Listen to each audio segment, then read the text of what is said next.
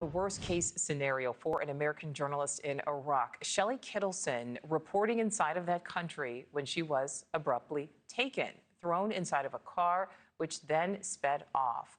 Iraqi officials confirming Kittleson was kidnapped. No confirmation right now on exactly who took her. We do know that one suspect believed to be involved in the kidnapping plot has been arrested and is being interrogated. There's also reporting that Iraqi authorities believe she is being held in Baghdad and are trying to locate her and secure her release. I'd like to welcome in Shelly's friend and colleague, Patrizio Nissirio. Patrizio, thank you so much for your time today. My I'm so pleasure. sorry that you know and have worked with Shelly. We have surveillance video of the moment she was taken. She can be seen inside of a red circle. If we can roll that video, please. Her kidnappers said to have put her inside of a waiting car. They then sped away. What is the latest, Patrizio, that you are hearing on her possible whereabouts? What is it like for you to even see this surveillance video? Well, of course, it's very, very upsetting. I mean, besides being a colleague, as you mentioned, Shelly is also a personal friend. I've known her since 2011, and we worked together at ANSA, Italy's national news agency, which I left about a year ago.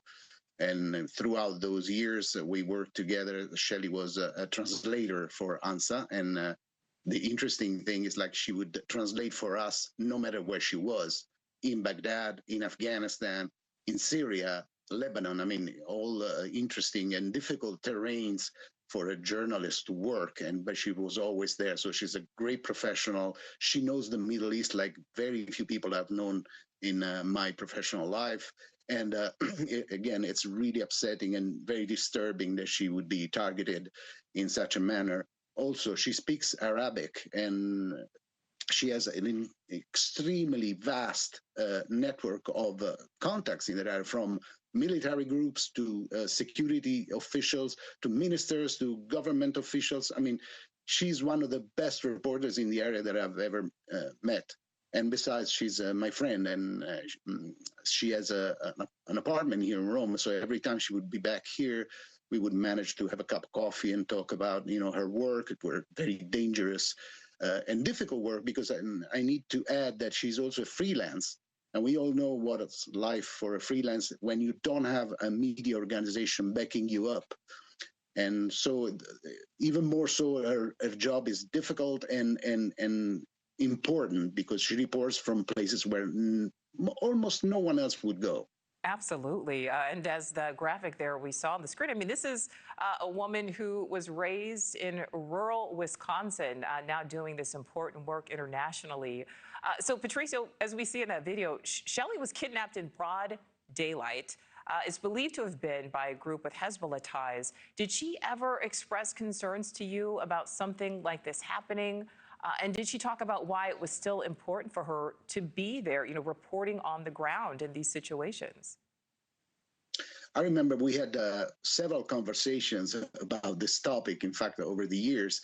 And I would always say, I cared about her safety. And I would always say, look, in order to be a good journalist, you don't necessarily be a war correspondent or a correspondent in a dangerous area. And she would always answer, look, I think my job is worth something if I do it from that kind of place.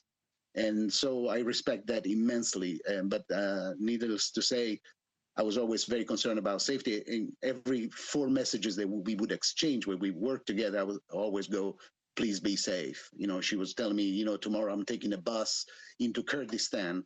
And this was back when ISIS was very active there. So I was always worried, but she was always careful. So we're not talking about something who was not aware of the dangers. But as we all know, 100% security is not a realistic target, especially if you're a war correspondent. Absolutely. And as you said, I mean, it's not that she wouldn't have known there was a risk. She was still, though, committed to doing it. Her mother, Barb, we were told, she said she last emailed with her daughter on Monday. She says she wanted her to come home, but Shelly was so committed to what she was doing. Just talk a little bit more about who Shelly is as a person and her commitment to her job. She's extremely passionate about her job. She's extremely passionate about their region. She's known and be there for many, many years. I mean, she's seldom here in Europe. Most of the time she's either in Damascus or Baghdad or Beirut. So that's her home.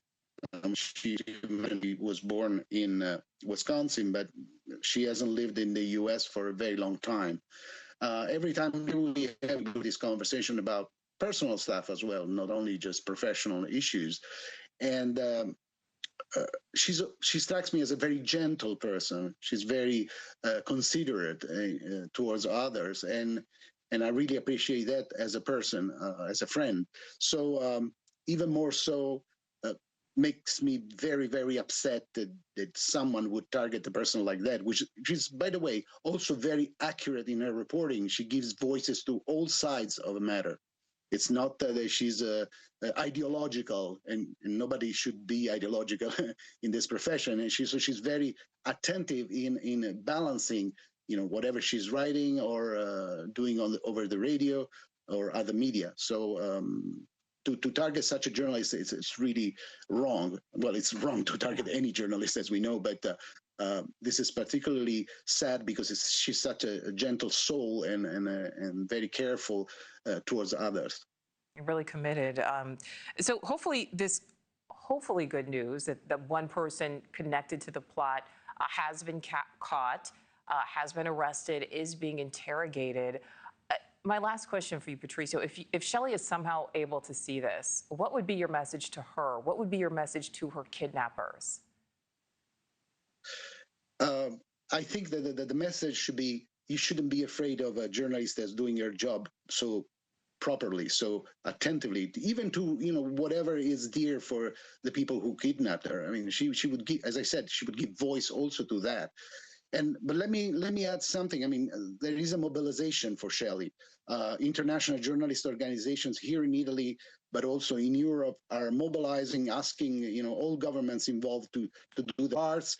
The Italian Foreign Ministry is following the situation.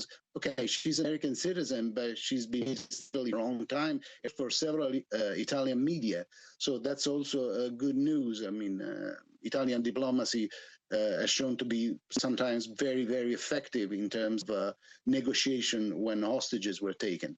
So hopefully all this joint effort will bring some results soon. Let me share with you, my biggest fear is that she would be kept in captivity, in a prison, in a cell, or whatever. She's being held right now for a long time, which is sometimes the case in those areas. We certainly hope not. Friend and colleague of kidnapped American journalist Shelly Kittleson, Patrizio Nissirio, thank you so much for your time, and we certainly hope Shelly comes home soon. Thank you for watching. Subscribe below and download our NewsNation app right now on your phone, and you will get fact-based, unbiased news for all Americans.